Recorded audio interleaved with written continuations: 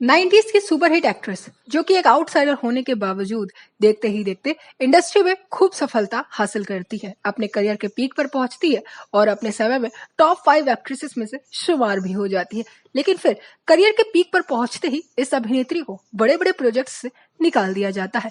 90s के दौर पर जो अभिनेत्री लगभग हर दूसरी फिल्म में अपने मासूम चेहरे के साथ नजर आती हो, जो कि जो जीता वही सिकंदर की अंजलि या फिर खुदा गवाह की बेगम के तौर पर नजर आती हो, वो अचानक से पर्दे से गायब हो जाती है, एक लो प्रोफाइल बिजनेसमैन से शादी कर लेती है और गुमशुदा हो जाती है। जहां पर इनकी गुमशुदगी के पीछे कई सारी अटकलें थी, तो वही इंडस्ट्री के इनसाइडर्स का मानना कुछ और था। उनका कहना था कि इंडस्ट्री के शादीशुदा मर्दों ने इस अभिनेत्री को बर्बाद कर दिया, और तो और इंडस्ट्री की इंटरनल पॉलिटिक्स की वजह से ये अभिनेत्री तनावग्रस्त हो गई और इसीलिए ग्लैमर से खुद को हमेशा हमेशा के लिए अलग कर लिया। हालांकि ये अभिनेत्री कमबैक की कोशिश करती है, लेकिन कभी भी कमबैक कर नहीं पाती है। तो आखिर क्या है इस अभिनेत्री की गुमशुदगी का असल कारण? आज हम इसके बारे में आपसे विस्तार में। 90s की ये बेहद सक्सेसफुल एक्ट्रेस कोई और नहीं बल्कि आयशा जुल्का है। आयशा जुल्का का जन्म 28 जुलाई 1972 को श्रीनगर में हुआ था। इनके पिताजी भारतीय वायुसेना में अधिकारी थे। ये एक आर्मी फैमिली से बिलोंग करती थी। वहीं इनकी माताजी गृहिणी थी। बचपन से ही ये काफी ज्यादा महत्वाकांक्षी थी, एक्टिंग और डांसिंग का शौक रखती थी और एक बहुत बड़ी अदाकारा बनना चाहती थी। जहां पर इनकी माँ इनके सपोर्ट में थी, तो वहीं इनके पिताजी इनके खिलाफ थे। इनके पिता का कहना था कि इंडस्ट्री लड़कियों के लिए नहीं बनी है। खुद आयशा जुल्का ने एक इंटरव्यू के दौरान कहा था कि कितने ज्यादा इनके पिता इनके पेशे के खिलाफ है। हालांकि पिता के खिलाफ जा करके ये इंडस्ट्री में आती है। 80s के समय पर वो मॉडलिंग शुरू करती हैं और 1989 में किस्मत से इन्हें फिल्म मिल जाती है कैसे कैसे लोग, जिससे इनका इंडस्ट्री में डेब्यू हो जाता है। लेकिन इंडस्ट्री में पहचान इन्हें मिलती है जो जीता वही सिकंदर में अंजलि के किरदार से। इसके बाद इंडस्ट्री में इनके पास फिल्मों की लाइन लग जाती है। ये फिल्में करती हैं बलमा, खिलाड़ी, दलाल, वक्त का बादशाह। इन सारी फिल्मों से एक इनोसेंट देसी गर्ल वाली इमेज इन्हें मिल जाती है, the girl next door. 90s में ये टॉप 5 एक्ट्रेस की लिस्ट में शुमार भी हो जाती है। लेकिन इसी दौरान कुछ ऐसा होता है कि अचानक से इस अभिनेत्री के पास से बड़े बड़े प्रोजेक्ट्स हटने लग जाते हैं। मीडिया में खबरें आने लग जाती हैं कि इंडस्ट्री में नए चेहरे आने लग गए हैं। वहीं आयशा जुल्का भी इंटरव्यू में कहती हैं कि मैंने खुद ही इंडस्ट्री से दूरी बना ली, लेकिन किसी को नहीं पता था कि आखिर हो क्या रहा है। जहां पर इनके अफेयर्स, गॉसिप और इंडस्ट्री की पॉलिटिक्स चल रही थी, तो वहां पर यह अभिनेत्री तनावग्रस्त हो जाती है और अचानक से गुमशुदा हो जाती है।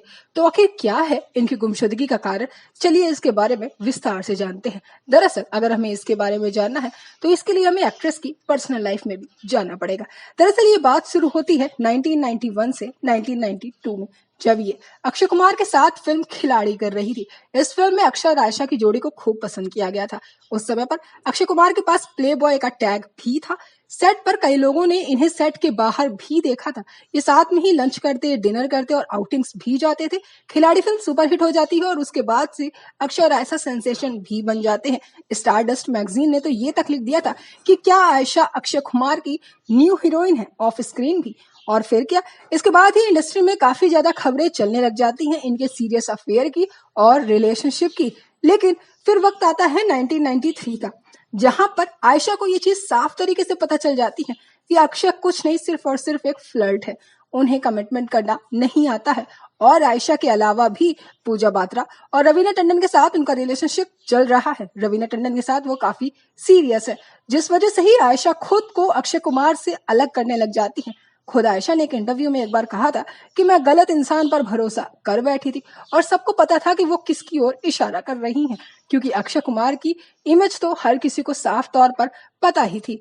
लेकिन आयशा की बुरी किस्मत यहाँ पर ही खत्म नहीं होती है, क्योंकि वो इससे भी ज्यादा खुद को फंसा लेती हैं जब वो भरोसा कर लेती हैं नाना पाटेकर में।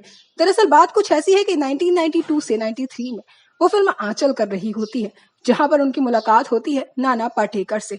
जहां पर ही इन दोनों की करीबियों की खबरें काफी ज्यादा आने लग गई थी। उस समय पर स्टारडस्ट ने लिखा था कि नाना ने आयशा को अपना स्पेशल फ्रेंड बताया है। नाना पाटेकर के साथ आयशा ने आंचल के अलावा अंगार और कोहराम में भी काम किया है। शूटिंग के बाद वो दोनों एक दूसरे के साथ बेहद करीब नजर आते थे, यहाँ तक कि आयशा अंधेरी वेस्ट पर नाना पाटेकर के घर में भी जाया करती थी। कोई भी फंक्शन होता था तो उसमें नाना पाटेकर अक्सर आयशा के प्राइवेट स्पेस में नजर आते थे। हालांकि नाना पाटेकर उस समय पर ऑलरेडी शादीशुदा थे नीलकांति के साथ, लेकिन वो दोनों अलग अलग रह रहे थे और इसीलिए कहीं ना कहीं आयशा को लग रहा था कि शायद नाना पाटेकर के साथ उनका ये रिश्ता आगे बढ़ेगा, लेकिन कुछ और ही था। दरअसल नाना पाटेकर काफी ज्यादा कंट्रोवर्शियल पर्सनैलिटी हैं। वो काफी ज्यादा अग्रेसिव और इंटेंस नेचर रखते हैं। इसके साथ ही वो काफी ज्यादा पॉजेसिव भी हैं और दूसरी ओर आयशा काफी स्वीट है। वहीं नाना पाटेकर जहां उन्हें फिल्मों में रिकमेंड कर रहे थे, तो उसके अलावा वो बड़े बैनर्स से आयशा को दूर भी कर रहे थे, जो आयशा के लिए उस समय पर काफी ज्यादा नुकसानदायक था। और वहीं नाना पाटेकर का नाम ऑलरेडी मनीषा कोइराला और दीप्ति नेवल के साथ जुड़ रहा था, जो चीजें आयशा को अब खटकने लग गई थी। ये खबरें चल रही थी, लेकिन फिर दौर आता है 1994-95 का, जिस समय पर आयशा परेशान होने लग गई थी, क्योंकि एक तरफ नाना पाटेकर काफी ज्यादा पॉजेसिव हो रहे थे, तो वहीं दूसरी अभिनेत्रियों के साथ भी वो अपने रिश्ते को चालू रख रहे थे, जो चीज अब आयशा को नागवारा थी। और इसीलिए 1996 में आयशा फिल्मों से तो दूर होती ही है, लेकिन अपने लिए एक दूसरे बिजनेसमैन को ढूंढ लेती है। और वहीं नाना पाटेकर का रिश्ता मनीषा कोइराला के साथ ज्यादा लाइमलाइट में आ जाता है, क्योंकि खबरें थी कि अब उन दोनों के बीच में भी ब्रेकअप हो गया है। नाना पाटेकर खुद को लो प्रोफाइल में रख लेते हैं और इधर आयशा भी खुद को नाना से दूर कर लेती हैं और ये गॉसिप भी खत्म हो जाती है। लेकिन नाना पाटेकर के अलावा इस समय पर ही उनका एक और फिल्मी अभिनेता के साथ रिश्ता चल रहा था, और वो थे शादीशुदा सुपरस्टार मिथुन चक्रवर्ती।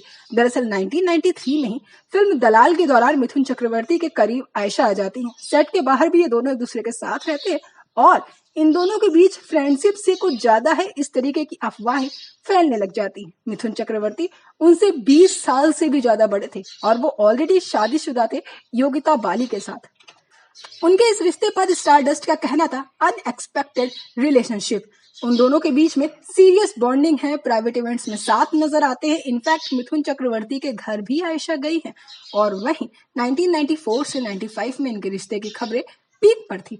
लेकिन इसके बाद जब आयशा ने देखा कि मिथुन चक्रवर्ती हो या नाना पाटेकर, दोनों ही शादीशुदा हैं, दोनों ही तलाक नहीं लेंगे और दोनों ही सिर्फ और सिर्फ इन्हें अपने एक प्राइवेट स्पेस तक ही रख रहे हैं, एक साइड एक्ट्रेस के तौर पर, जो चीज इन्हें नागवारा थी, और इसीलिए वो इन दोनों को छोड़ने का डिसीजन लेती हैं। 1996 में वो अपने लिए एक बिजनेसमैन समीर वासी को ढूंढ लेती हैं और उनसे शादी करने का मन बना लेती हैं और मिथुन चक्रवर्ती या फिर नाना पाटेकर दोनों से ही अपनी दूरियां बढ़ाने लग जाती हैं। समीर वासी एक काफी लो प्रोफाइल बिजनेसमैन है। उनके बारे में कोई भी जानकारी सोशल मीडिया में या फिर मैगजीन्स में नहीं मिलती है। समीर वासी के बारे में किसी को भी ज्यादा जानकारी नहीं है। हालांकि जब इस बारे में आयशा से पूछा जाता है तो आयशा का कहना है कि समीर वासी काफी ज्यादा शाई हैं और वो काफी ज्यादा इंटरव्यूज में नहीं आते हैं। इनफैक्ट इवेंट्स में भी आयशा अकेले ही नजर आती है, जिस पर कई लोगों का ऐसा कहना है कि समीर वासी काफी कंट्रोलिंग नेचर के हैं। शादी के बाद से ही आयशा की इंडिपेंडेंस छिन गई थी। वो पूरी की तरह से समीर वासी पर ही डिपेंडेंट है और इसीलिए आयशा ने फिल्मों से भी अपनी दूरी बना ली है। हालांकि आयशा ने कभी भी इस चीज को स्वीकार नहीं किया है। उन्होंने हमेशा इंटरव्यूज में कहा है कि मेरे पति ने मुझे कभी भी फिल्मों से करने से नहीं रोका है, ये मेरा खुद का डिसीजन था। लेकिन इसी दौरान कुछ बॉडी लैंग्वेज थी जो झूठ नहीं बोल पा रही थी। दरअसल पूरे इंटरव्यू के दौरान आयशा काफी धीरे धीरे बोल रही थी, बातें टालने की कोशिश कर रही थी, जहां पर लोगों को लग रहा था कि इनके बीच में कुछ तो गड़बड़ है। दोनों ने ही कभी भी कोई भी बच्चा नहीं किया है। ये चॉइस थी या मजबूरी, किसी को नहीं पता। आज भी आयशा जुल्का हर इवेंट में अकेले जाती हैं। वो सोशल मीडिया में भी अपने पति के साथ ज्यादा नजर नहीं आती हैं। पुराने पत्रकारों का मानना है कि दोनों के ही रिश्ते में इमोशनल डिस्टेंस है और समझौता है और कुछ भी नहीं। वेल गाइस, समझौते की इस शादी की वजह से न तो उन्हें पति का प्यार अच्छे से मिल पाया और शुरू में इन्हें पिता ने भी इनसे अलग दूरियां बना ली थी। साथ ही इंडस्ट्री के शादीशुदा मर्दों ने जिस तरीके से इन्हें इमोशनली डैमेज किया, उस वजह से ये तनावग्रस्त हो जाती हैं। खुद आयशा जुल्का ने एक इंटरव्यू के दौरान कहा था, मैं काफी ज्यादा तनावग्रस्त हो गई थी और इसीलिए मैंने खुद को कैमरे से, लाइमलाइट से, फिल्मों से, इंडस्ट्री से सबसे अलग कर लिया था। मैं उस समय पर अकेली थी और खुद ही लड़ रही थी। वेल गाइस, जब आयशा जुल्का वापस से खुद को रिकवर करती है तो वो इंडस्ट्री में कमबैक करने की कोशिश करती है, लेकिन तब तक बहुत देर हो गई होती है। साल 2022 में वो हुश हुश वेब सीरीज में नजर आती है, इसे कुछ खास सफलता नहीं मिल पाती है और इसीलिए वो फिल्म से गायब हो जाती है। वो इस समय पर सोशल मीडिया से काफी दूर है और शायद ही किसी इवेंट में नजर आती हैं। वेल गाइस, आयशा जुल्का की कहानी सुनने के बाद आपको क्या लगता है कि आखिर इनकी गुमशुदगी का कारण क्या था?